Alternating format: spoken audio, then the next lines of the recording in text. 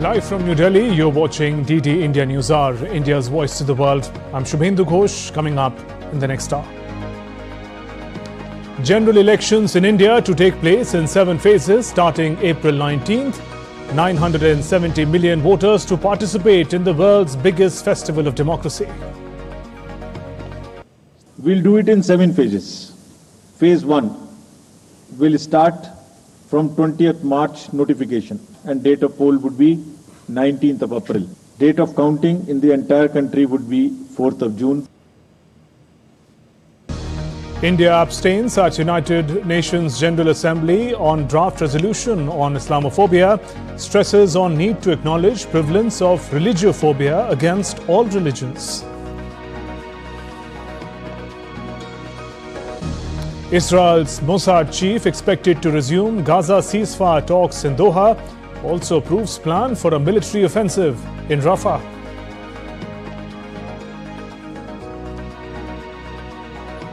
Hong Kong court sends 12 people to jail for pro-democracy protests of 2019.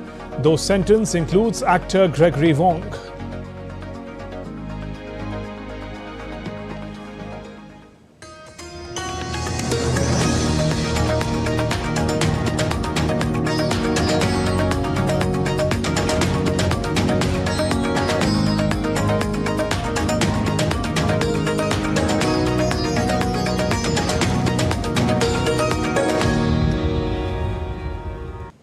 The schedule of general elections in India has been announced. These elections are for Lok Sabha, the lower house of Parliament. The Election Commission has said polls will be held in 7 phases starting April 19th to June 1st.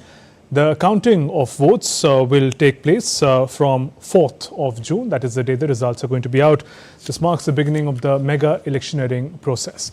Moving on, India, the world's largest democracy, is said to be heading for polls to elect members to the lower house of Parliament. Who's eligible to vote? How will the polling take place? Our next report answers these questions and more.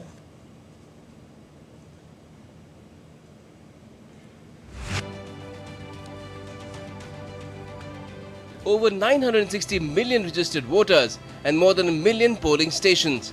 Holding general elections in India is no mean feat.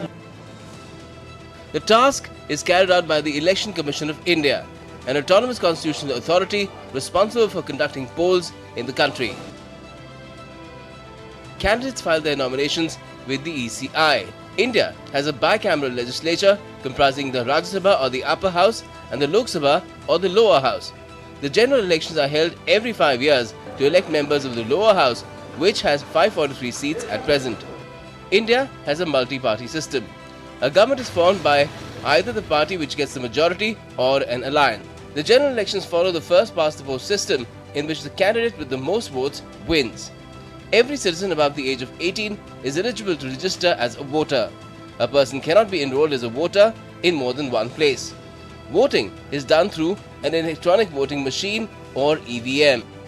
EVMs are specifically designed, manufactured and used according to the ECI's rules. So how does an EVM work? Voters press a button next to the name of the candidate of their choice on the machine. A paper slip showing the serial number, name and the symbol of the candidate of their choice is generated and is visible through the transparent window of the voter verifiable paper audit trail or VVPAT. VVPAT ensures that the system is more transparent and accurate. An EVM can record a maximum of 2,000 votes, but generally it's used to record 1,500 votes or less. After the polls have been conducted, the EVMs are transported under security to strong rooms located on the premises of the counting center. The candidates or their agents are allowed to follow the vehicles carrying the EVMs. Counting of votes begins with electronically transmitted postal ballots and it's supervised by the returning officer. Counting of votes captured in EVMs can start 30 minutes after the counting of postal ballots begins. A major benefit of electronic voting machine is that it has sped up the counting process in comparison to paper ballots. This has led to results being declared on the same day as the counting is held. And with the announcement of the general election schedule by the Election Commission of India, the Model Code of Conduct (MCC) has come into effect. The code plays a crucial role in ensuring free and fair polls. Our next report gets you more.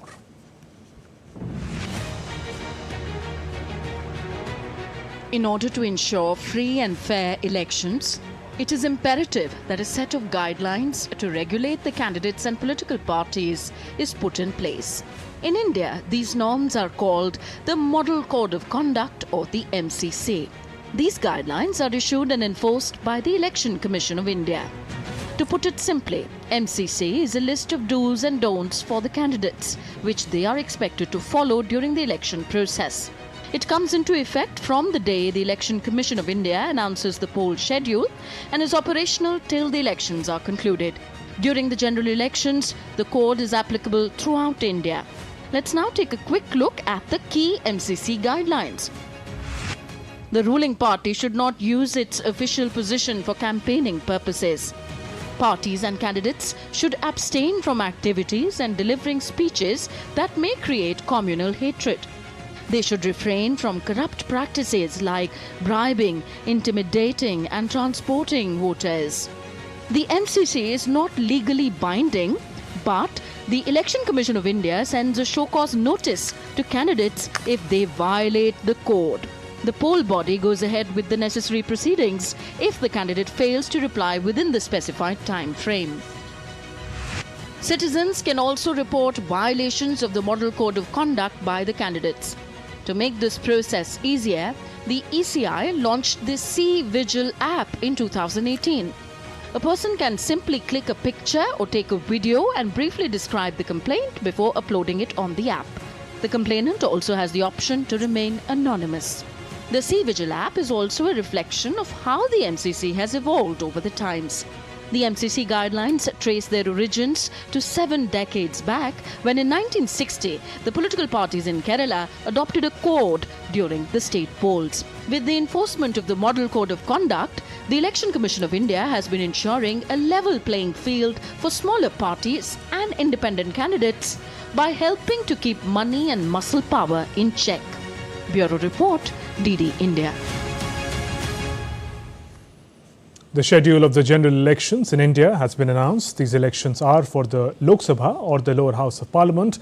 The Election Commission has said polls will be held in 7 phases, starting from April 19th to June 1st. Counting of votes takes place on June 4th. This marks the beginning of mega electioneering season that will see over 900 people exercise their franchise. India's Election Commission has spoken, unveiling the much anticipated details for the upcoming elections. On Saturday, March 16, the Election Commission announced that the Lok Sabha elections will unfold in 7 phases, commencing on April 19. 21 states will cast their votes for Lok Sabha candidates in the inaugural phase on April 19, and results will be announced on June 4. We'll do it in 7 phases, as was done last time. 7 phases. Phase 1 will start from 20th March notification, 5 days from now. And last date of withdrawal would be 30th March and date of poll would be 19th of April. 7th phase notification will be on 7th of May and polling on 1st of June. Date of counting in the entire country would be 4th of June for all by-elections, for the assembly elections, for the parliamentary elections. 96.8 crore citizens have registered themselves to vote for the general election. The first-time voters count to over 1.8 crore. The number of centenarian voters is pegged at 2.18 lakh. For the seamless voting experience, 10.5 lakh polling booths are being set up for voters. More than 1.5 crore officials will be deployed to provide seamless operations at the centers. Over 55 lakh EVMs will be used to conduct elections this year. Mainly 4 challenges हमारे पास हैं, 4 M's: muscle, money, misinformation and MCC violations. Essentially 4 किस्म के broad जो हमारे process हैं, और इसी के संदर्भ में पूरा जो process अब आज से शुरू होगा और जब तक चुनाव खत्म होगा तो इलेक्शन कमीशन का अधिकांश समय इन्हीं 4 चीजों में लगने वाला है. In addition, assembly elections in Arunachal Pradesh, Sikkim and Andhra Pradesh will unfold on April 19 and May 13, while Odisha will witness polling in 4 phases from May 13 to June 1st. After this announcement, political parties have welcomed the schedule India's Prime Minister Narendra Modi said that the BJP NDA are fully prepared for elections and they are going to the people on the basis of their track record of good governance and service delivery across sectors. As dates are announced, the Model Code of Conduct has also come into force that political parties have strictly adhered to. With growth in every voter category, the upcoming polls to elect the 18th Lok Sabha is a promise to be a testament to India's democratic spirit. The 7-phase general election will see 2 rounds in the month of April, 4 in the month of May and 1 in June, with the big judgment day on the 4th of June. The great Indian election is all set to make every political party sweat in the hot summers in India. With my colleague Rishi Kumar and video journalist Pramod Negi, this is Anil Thomas for DD India from New Delhi. Meanwhile, an exhibition match was played between the Indian Deaf Cricket Association and Delhi and District Cricket Association on Saturday. In New Delhi, the match was organised by the Election Commission of India to create voter awareness. The Election Commission of India organised a cricket match between Delhi and District Cricket Association and Indian Deaf Cricket Association on Saturday at the Karnal Singh Stadium in Delhi. Chief Election Commissioner of India Rajiv Kumar along with Election Commissioners Gyanesh Kumar and Sukhbir Singh Sandhu were present there as guests. The objective of this game was voter awareness and encourage more young voters to actively participate in the political process. The Chief Election Commissioner said that every voter should have the right to vote independently and in secret. All the processes of elections, we are giving them full care. We'll go to their houses if they want to take the vote. We'll give them ramp, we'll give them volunteer, we'll give them wheelchair, whatever it takes, whatever they want, we'll give them at the vote.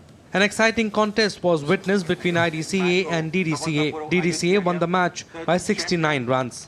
It was a very competitive game between them and us, and they were bowling their hearts out. They were giving their best, and it was not easy for us as well. They didn't make anything easy for us, so it was a quite challenging match for us as well, and I hope to play more matches like this in the future. Former India cricketer Nikhil Chopra hailed this initiative by the ECI. More and more people go out there and vote and exercise the one right that is given to you. I think it's a phenomenal exercise by the Election Commission. General elections are around the corner and the Election Commission is running different programs to spread awareness among the voters across the country, and this was one of the many initiatives. Abhishek Mahajan's report, DD India.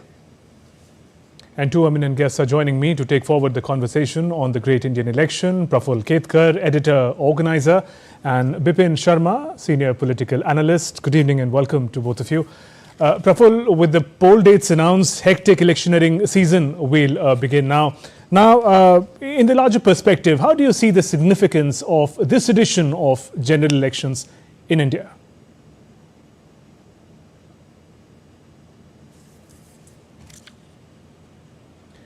Praful, we can't hear you. Could you check if you've muted the system?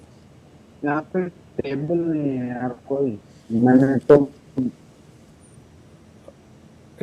we can't hear you as yet, Praful. All right, Praful, you check the systems. We'll also check it at our end. Bipin, if I can come to you, let me bring the questions to you. In the broader perspective, the significance of these elections where over 900 million citizens are set to exercise their franchise. Undoubtedly, you see, this festival of democracy and India being the world's largest democracy, and now with the official announcement by the Election Commission of India to the elections to the 18th Lok Sabha. So I think the poll bugle has been sounded, and no political party would like to miss this opportunity. They would like to go for the kill. And as far as the Model Code of Conduct is concerned, that definitely has come into place from today. So it's expected that the political parties, their cadre, they adhere to all the guidelines, the directives. And needless to say, I mean, as stated very clearly by the Chief Election Commissioner, Rajiv Kumar, that there is no scope, there is no place for communal speeches, for fake narratives. And as far as social media is concerned, responsible behavior is expected on the part of citizens, all the political parties and their representatives. So I think it's all evenly poised now, and as a 7-phase election, and starting from April 19th, and then, of course, the judgment day, which is going to be June 4th. So, I would say that as far as BJP is concerned, which is the world's largest democratic party, so for them, of course, it's a do or die. And as Prime Minister Modi welcomed the official announcement today, he made it amply clear that they will, their work speaks louder than anything else. So I think very interesting for the Indian voters, and especially for the first-time voters and the young voters in the age bracket of 20 to 29. So I think it's very interesting. A great focus there, you rightly mentioned, on young voters and first-time voters. And given the mammoth electoral exercise that we are heading towards, how do you also see the measures put in place by the Election Commission to enhance voter participation? Because that truly is the yardstick to measure the success of any elections.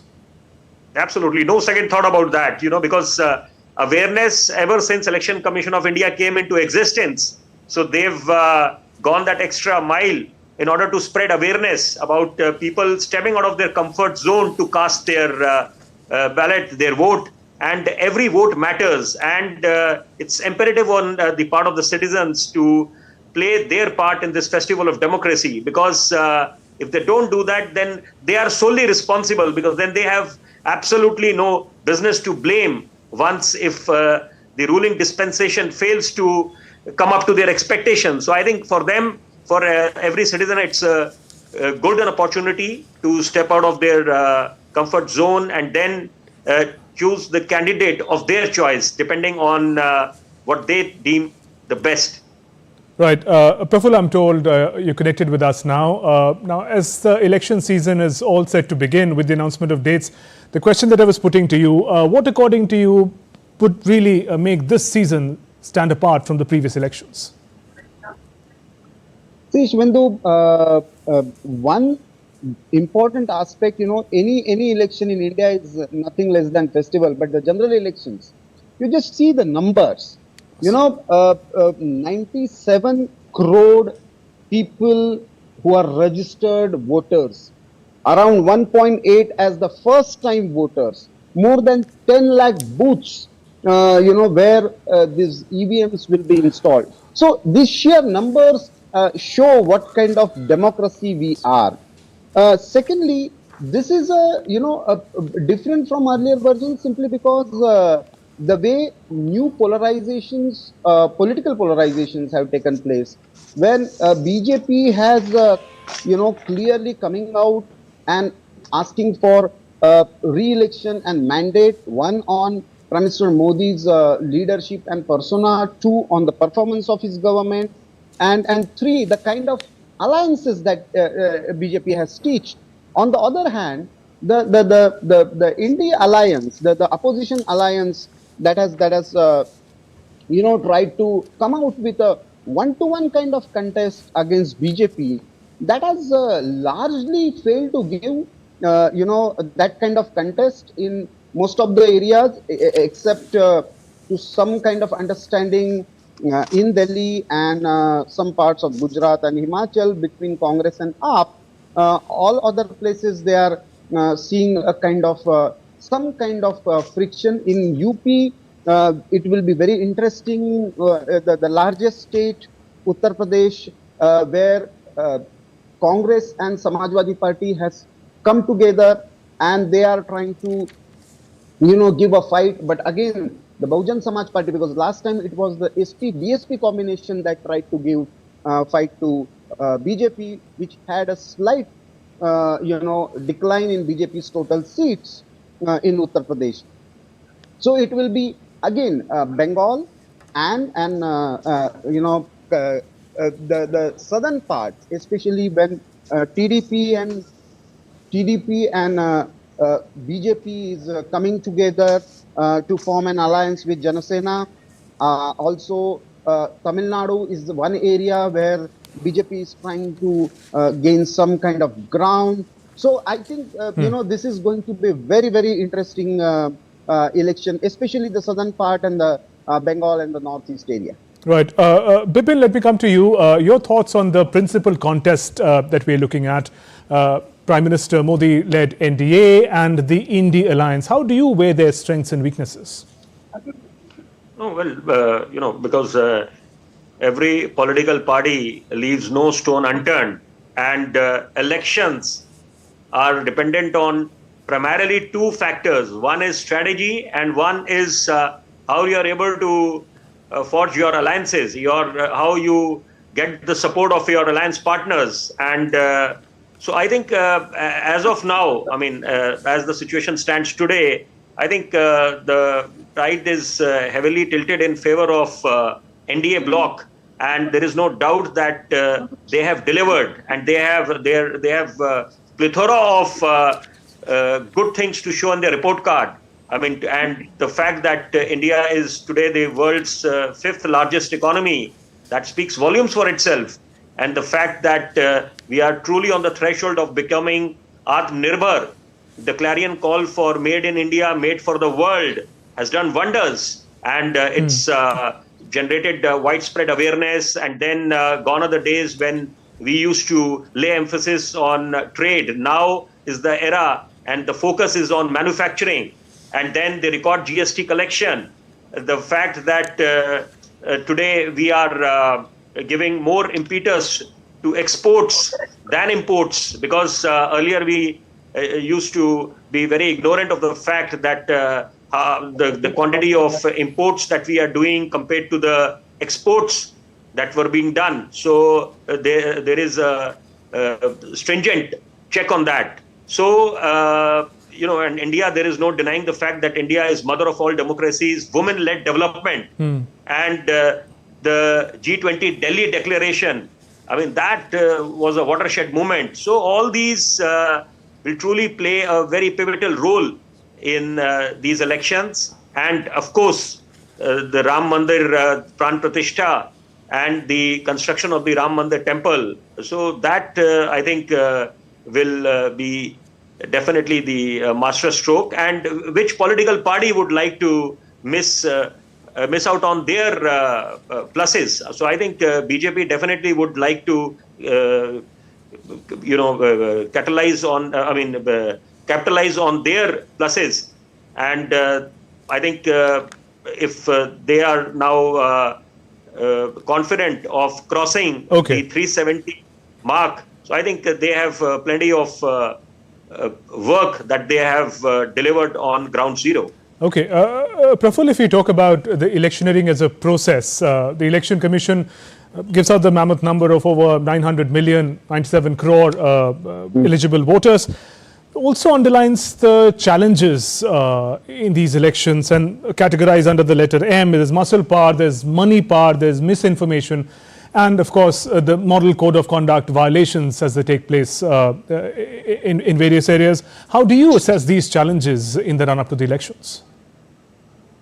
These have been challenges, Shivendu, since in every democracy. But what has changed now is, with the penetration of technology, the data, the kind of misinformation that can be, or disinformation rather, that can be easily spread through various platforms, not just social media platforms, but even the platforms like WhatsApp, where any kind of information either regarding the candidate or regarding the party or certain issue. The kind of, the social fragmentation or divisions that are, subtly played around. Even now, international players are very much interested in Indian democracy. And the way now, various think tanks, various media houses, they try to play roles to malign Indian democracy or raise up certain issues which are actually very difficult for them to understand. So it will be very interesting how do we deal with it. But I think as a democracy, we are matured enough to deal with all these kind of challenges. And I believe, Election Commission will take stringent measures to implement model code of conduct for each and every political party in a very so that the elections are conducted in a free and fair manner. And Praful, in the context of misinformation, the Election Commission making a passionate appeal that the controversies around EVMs should be put to rest? Oh, absolutely. I think that is the most, the biggest disservice anybody, any person, intellectual, media person or political party activist, if raising doubt about the basic mechanism, because this is the very system that has delivered a mandate either ways. If we see, the elections of Karnataka and Telangana, if elections, the EVMs were hacked, it wouldn't have been gone in Congress' favor. So this is really disservice if creating doubt in the minds of voters about IBMs or even election commission. Forget about EVMs. There are certain players who are trying to raise doubt about the, election commission is the most tested agency that we have created, and world over it is a respected institution. Most of the elections, it is Indian Election Commission or Election Commission of India that has gone out and helped out other countries to establish their own election machinery. So I think we should be proud of this mechanism, and we should help out and play a constructive role in making the entire electoral exercise free and fair and truly celebrate the festival of democracy. On that note, thank you, Praful Ketkar, Bipin Sharma, for joining us on the News Hour and sharing your perspective. Thank you, Shiva. India's Prime Minister Narendra Modi arrived in the southern state of Karnataka on Saturday. Prime Minister formally launched Bharatiya Janata Party's Lok Sabha poll campaign in the state. During his visit, he also addressed a mega public rally in Kalaburgi city of Karnataka. Addressing the gathering, Prime Minister criticized law management by Congress government in the state. He said that the people of Karnataka are suffering from problems while the Congress is busy in looting.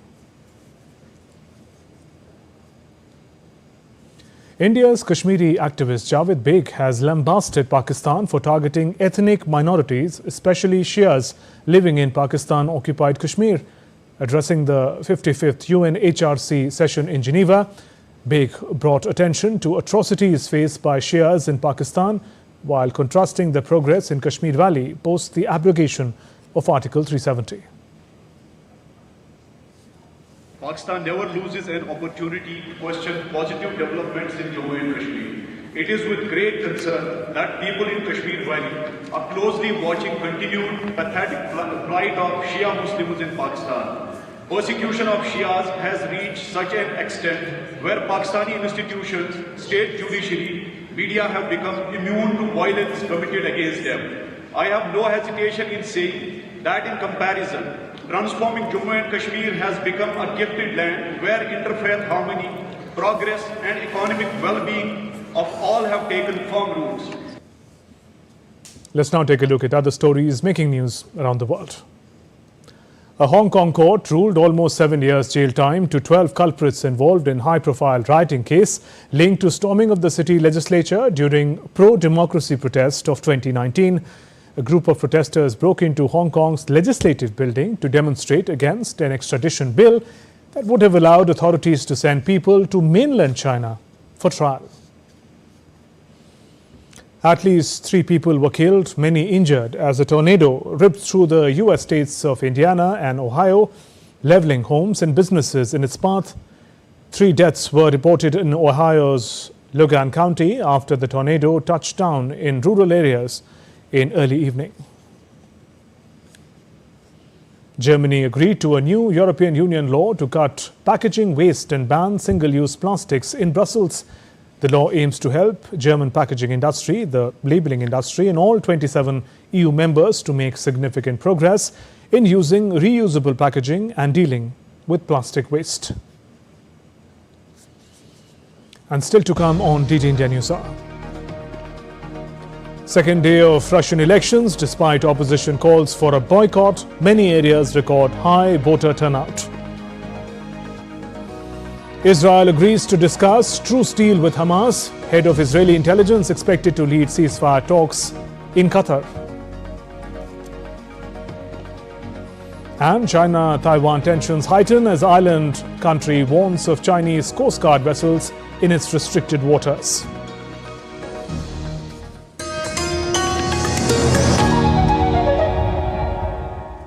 That never stops, where information shapes our reality. One app stands out, helps you stay ahead of time. Introducing the DD India app, your gateway to a world of news right at your fingertips. Your most trusted source of news goes global, goes digital. Explore a world of options, top stories, live updates, in-depth analysis, and more. Stay informed wherever you are. Real-time alerts keep you ahead of the curve always. The DD India app, connecting you to the world one story at a time. Download now and explore the world of knowledge, insights, and authentic.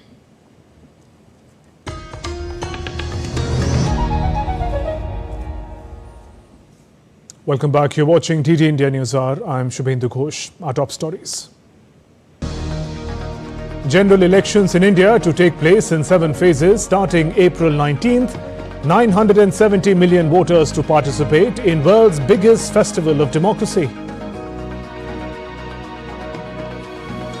India abstains in UN General Assembly on a draft resolution on Islamophobia, stresses on the need to acknowledge prevalence of religiophobia against all religions. Hong Kong court sends 12 people to jail for pro-democracy protest of 2019. Those sentence includes actor Gregory Wong.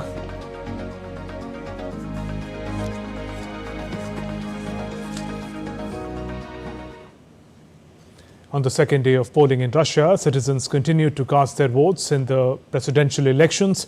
The election, widely expected to see incumbent President Vladimir Putin secure another term, has been closely watched both domestically and internationally.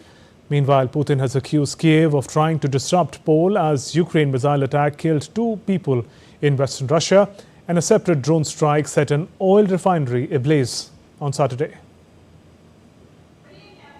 In Russia, the election is taking place amidst heightened tensions with the West, particularly over the Ukrainian crisis. The election is set to finish in the westernmost Kaliningrad enclave at 8 p.m. on Sunday. President Putin, who has been in power since 2000, either as president or prime minister for nearly a quarter century, is likely to secure another 6-year term. His main challengers include Vladislav Davankov of the New People's Party, Leonid Salisky of the Liberal Democratic Party, and Nikolai Kharatnov of the Communist Party of the Russian Federation. Today is the main moment of truth in our modern post-Soviet history. The fate of Russia, Russian world, Russian civilization depend on how things will go on today, including events during Saint and Noble special military operation. We hope will end this year. We will do everything possible and impossible to achieve this. On the second day, despite calls for a boycott from some opposition figures, voter turnout has been reported to be very high in many areas. Voting was also organized at mobile polling stations in the rear areas of the special military operation, which authorities say are in full compliance with the requirements of the law. The Russian presidential election is taking place under the shadow of conflict with Ukraine, and observers from various countries and international organizations are keeping close eyes on the election process. As the second day of the election continued despite these challenges, voter turnout has been reported to be very high in many areas, with long lines seen at polling stations. And DD India correspondent Dasha Chernyshoba joins us live from Moscow. Dasha, you can tell us more. How is polling coming along in the shadow of the Ukraine conflict?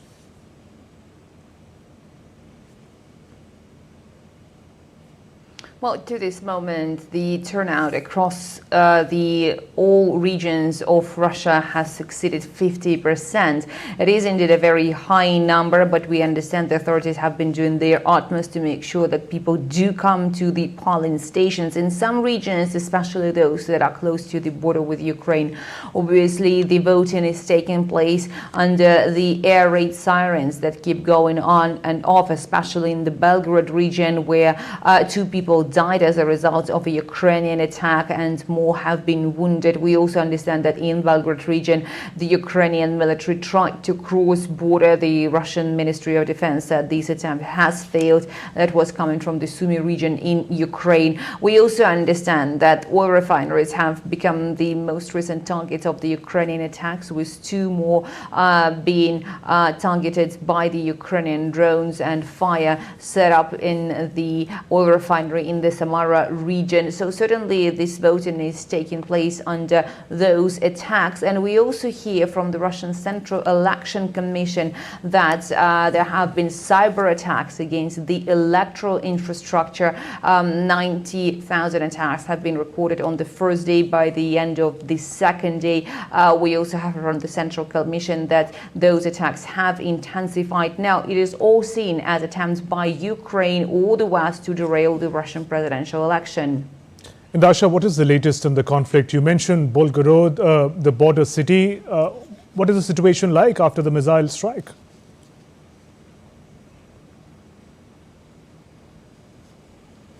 Well, we understand that polling stations do remain open even though the air raid sirens go on and off, and the local governor has been posting the longest lists of damage done to the city and to the region over the course of the past few days in months.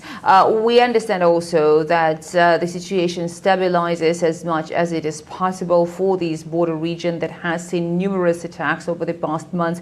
But elsewhere, we also have heard the Russian Ministry of Defense confirming that their strike against the port city of Odessa in Ukraine has destroyed the warehouse where the Ukrainian drones were produced. And obviously this is again in line with the Russian understanding of this conflict, which means they want to demilitarize Ukraine. Dasha, thank you for those updates. From one conflict to another, Israel and Hamas have agreed to talk on a truce deal. The head of Israeli intelligence, Mossad, will lead the ceasefire talks with mediators in Qatar on Sunday. The talks would mark the first time both Israeli officials and Hamas leaders are joining in direct negotiations since the start of the holy month of Ramadan. Meanwhile, United States is pushing for truce in the conflict and coordinating aid delivery through the sea route. Israel and Hamas continue to be at the loggerheads over hostage prisoner exchange deal. Hamas has reportedly presented a new Gaza ceasefire proposal to mediators and to the White House. Hamas has demanded that Israel must first release 7,000 Palestinian prisoners for an exchange of hostages, including Israeli women, children, elderly, and female recruits. Israeli PM Benjamin Netanyahu has dismissed the Hamas proposal, however considered to send a delegation to Qatar for fresh talks on ceasefire and hostage deal in Gaza. The talks would mark the first time both Israeli officials and Hamas leaders join in the indirect negotiations since the start of holy month of Ramadan. On Friday, Israeli Prime Minister announced to intensify attack on terrorists in Rafah. Meanwhile, US drafted a resolution that would support international efforts to reach a ceasefire on the ongoing Israel-Hamas conflict. Vote on resolution is expected next week at the UN Security Council. We're cautiously optimistic that things are moving in a good direction, but that doesn't mean that it's done, and we're going to have to stay at this till the very, very end. And we're going to keep working to get a temporary ceasefire in place so we can get the hostages back home with their families and more additional aid into the people of Gaza. The US drafted resolution calls for supported international diplomatic efforts to bring in immediate and sustained ceasefire and agree on hostage release agreement. US and Jordan aircrafts on Saturday dropped food supplies in the Gaza Strip in a joint humanitarian aid operations. Gaza received its first batch of humanitarian aid on Friday with around 200 tons of relief material by sea from Cyprus. Bureau Report, DD India. And DD India correspondent Nick Harper joins us live from Washington, D.C. with more. Nick, after skipping the talks in Egypt, Israel is participating in the peace talks in Qatar. What are the expectations? Well, Shubhendu, I think this provides something of a glimmer of hope. The fact that they have decided to go to these peace talks in Qatar after suggesting that they might not do so. It shows that they are still engaged in the peace process, that they're hoping to try and achieve some sort of truce and also discuss the potential of releasing the hostages. But there is a big caveat here. Let's not forget that within the last 48 hours, Israel has already described the proposal put on the table by Hamas as unrealistic. So they're going to Qatar to talk about what has been put on the table, even though they've already said that it's not something that they can work with. Now, in terms of that agreement that Hamas has suggested, it would involve several weeks, a multi-week ceasefire, and along with the release of all of the women, including female soldiers that are still being held by Hamas, also the elderly and sick hostages who are still being held. And in return, they would get from Israel around 700 to 1,000 Palestinian prisoners who are being held by Israel. Israel says that is unrealistic, but at least they are going to Qatar. That suggestion, therefore, that they are willing to try and work to find some sort of middle ground that both sides can work on and agree to. And amidst these developments, can you tell us more about the US efforts, resolution to push for ceasefire in the conflict? That's right. This is quite a significant step coming out of the United Nations over the last day. The most significant step we've seen so far from the UN delegation there at the world body. Remember that up until now, during this more than 5-month conflict, the United States has vetoed 3 resolutions that were put before the Security Council, all of which called for a ceasefire. It's something that the US has stood against. They do not want a permanent ceasefire there because, like Israel, they're worried that that may give Hamas a chance to regroup and to strengthen. Instead, they would want a temporary ceasefire. And yet, on Friday, they put forward their own draft resolution. The text of that includes this wording, that they would establish an immediate and sustained ceasefire. As part of the deal, we would see the release of hostages. There would be a more durable peace. And the US also warning about the possibility of that offensive in Rafah by the Israeli military, where 1.3 million Palestinians are currently sheltering. So the US is looking for some movement at the UN Security Council, despite so far vetoing these other resolutions. There is a hope that they could bring it up for a vote at some point in the coming week, but at this point, they have not scheduled a date as to when the 15-member council will come together to vote on this new draft resolution. Nick, thank you for those updates. Taiwan authorities on Saturday warned of 4 Chinese Coast Guard ships that entered its restricted waters near Kinmen Islands, close to China, for 2nd day in a row. Taiwan's Coast Guard said Chinese boats stayed just over an hour after Taiwan authorities asked them to leave through a broadcast. Last month, China's Coast Guard began regular patrols around Kinmen Island after 2 Chinese nationals died while trying to flee Taiwan's Coast Guard after their boat entered prohibited waters. The Indian Navy remains committed to maritime security and safety of seafarers in the region. In the latest, it successfully thwarted designs of Somali pirates to hijack ships plying through the region by intercepting ex-merchant vessel Rowan on Friday. The vessel that was hijacked by Somali pirates on Thursday was intercepted by the Navy warship the next day. During the interception, Rowan reportedly opened fire on the Indian Navy warship, prompting a response from naval officials as per the international law in self-defense and to counter piracy. The pirates on board the vessel were then called upon to surrender and release the vessel and any civilians they may be holding against their will. Earlier, the Indian Navy also responded to another hijacking bid off Somali coast. Navy deployed a warship responding to a piracy attack on merchant vessel Abdullah, a Bangladeshi flagged vessel en route from Mozambique to United Arab Emirates. As soon as the Indian Navy was informed about the piracy attempt, a long-range patrol aircraft was deployed to locate the ship. The mission deployed warship on maritime security operations, which had also been diverted, intercepted the hijacked merchant vessel on Thursday morning. The safety of the merchant vessel's crew held hostage by armed pirates was ascertained, and warship continued to maintain in close vicinity of the merchant vessel till its arrival in the territorial waters of Somalia. Let's now take a look at other stories making news today. India's Minister of Women and Child Development, Smriti Irani, participated in accredited social health activist conference organized at District Panchayat Resource Center in Amethi in North Indian state of Uttar Pradesh. Indian government has extended the ban on exports of de-oiled rice bran by another 4 months, according to an official notification out by the Directorate General of Foreign Trade. The government had initially banned the export of the commodity derivative in July of 2023 for 4 months and later extended it till March this year. The Indian Met Department has predicted a fresh western disturbance which is expected to influence the western Himalayan regions on March 20th. According to IMD forecast, for the next 5 days, rain or snowfall is to be expected at isolated places in the region.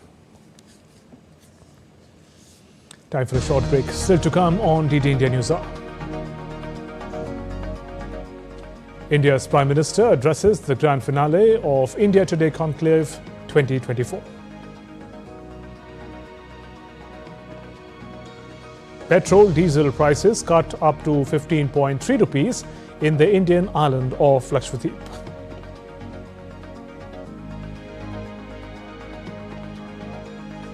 And the final match of 2024 Women's Premier League to see Delhi Capitals take on Royal Challengers Bangalore on Sunday.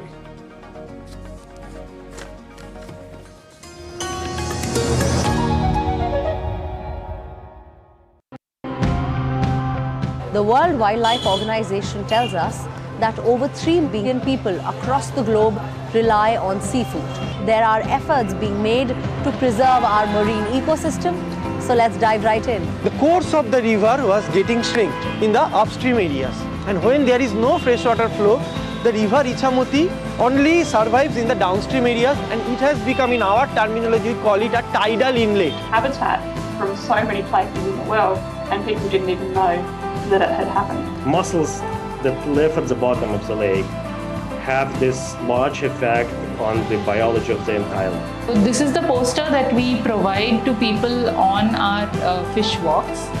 So they can just look at this and identify which are the fish in season, and when we give them the test to go out and identify sustainable fish. It's worrying because rising temperatures cause the water to expand, and with it, the sea level to rise.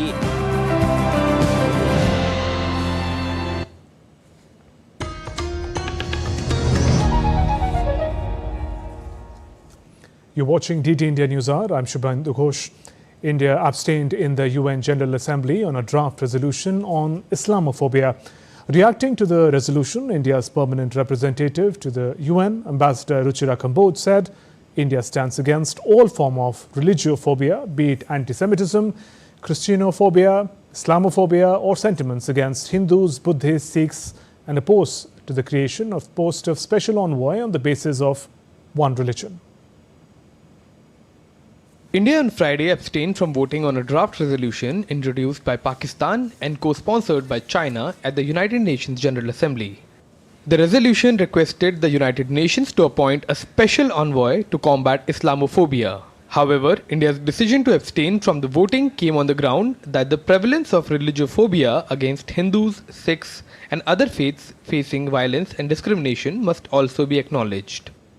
India stands against all forms of religiophobia, be it anti-Semitism, Christianophobia, Islamophobia, as we stand against all anti-Hindu, anti-Buddhist, and anti-Sikh sentiments. India's stand at the United Nations General Assembly came as a measure to prevent a religious divide of the United Nations. The permanent representative of India to the United Nations stressed that the adoption of the resolution should not result into nations bringing religious resolutions at the world body, dividing it into religious camps.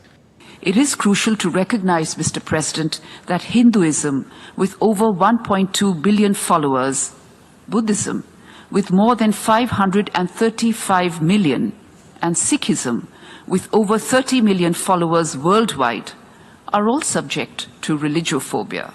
It is time that we acknowledge the prevalence of religiophobia rather than just single out one.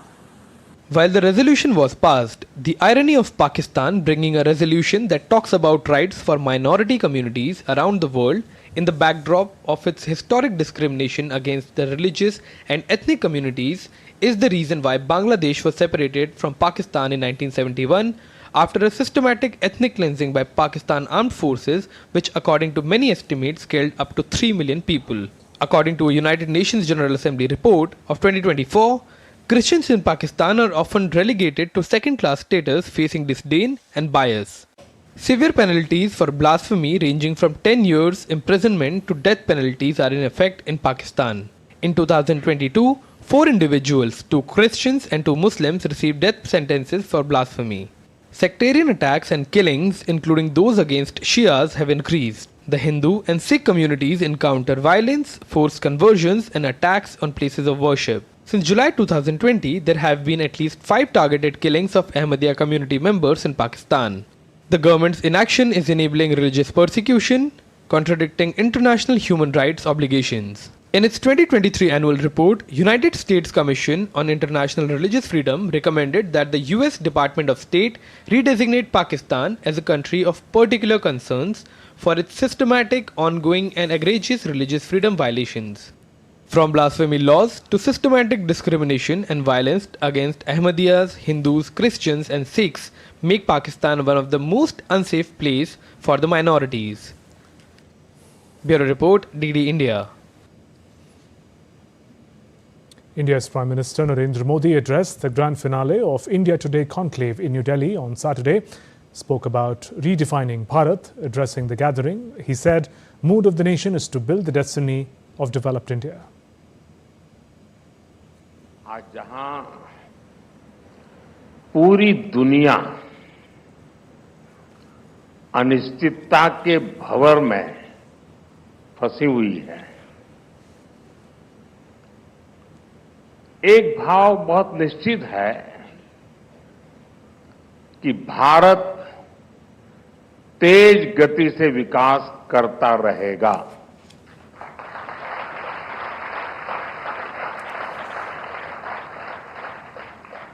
आज mood off the nation Bharat को दुनिया की तीसरी बड़ी economy बनाने का कह रहा है।